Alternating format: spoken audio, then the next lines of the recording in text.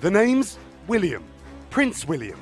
The Duke's Secret Service just revealed, spending 3 weeks undercover with Britain's world-famous spies. James Bond's MI6, the UK version of the CIA, hosting the future king for one of those weeks. Though he did not, as far as we know, see action like this. The father of three spent another week with MI5, the domestic intelligence agency made famous in British shows like Killing Eve. And a week with the equivalent of the NSA, called GCHQ, where we're told he held his own, engaging with highly trained analysts. There is a sense now that he's approaching his 40s, that Prince William needs to take a more high-profile role, a more prominent role. He is going to be a future king. The Prince, who previously trained as a helicopter pilot, serving in the Royal Air Force, calling it a humbling experience in a statement, praising the everyday people of the intelligence agencies who do extraordinary work to keep us safe. In secret, often not even able to tell their family and friends about the work they do or the stresses they face. A love of all things James Bond appears to run in the royal family.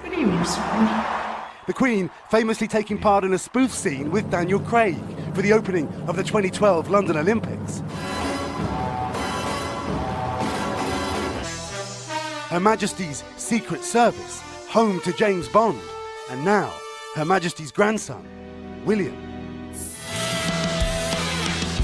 News: the future King of England marked a milestone in his young life today. 4-year-old Prince George held his father's hand as he arrived for his first day of big boy school in London.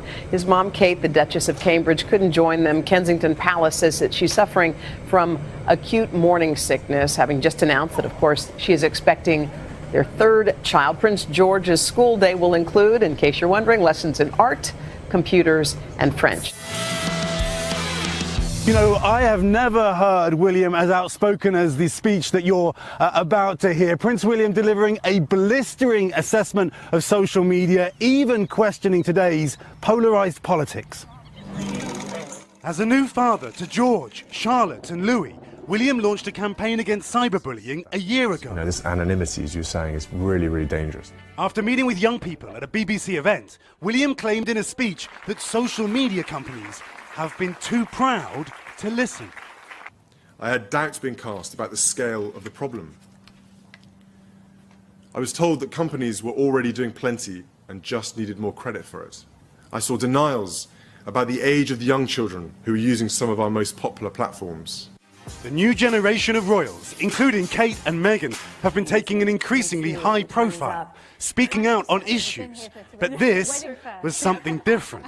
William's speech, while mentioning no names, was a thinly veiled critique of social media leaders like Facebook's Mark Zuckerberg. The journey from inventors in the student dormitory to the leaders of some of the most valuable companies on earth has been so fast that they may struggle to understand that their incentives have changed. The noise of shareholders, bottom lines and profits is distracting them from the values that made them so successful in the first place. The tech industry has been mired in a string of scandals. Twitter, Facebook, Google, criticized by lawmakers over Russian meddling in the election and fake news. Prince William suggesting they're not listening. I'm very concerned, though, that on every challenge they face, fake news, extremism, polarization, hate speech, trolling, mental health, privacy, and bullying, our tech leaders seem to be on the back foot. William ending with a plea. You can reject the false choice of profits over values.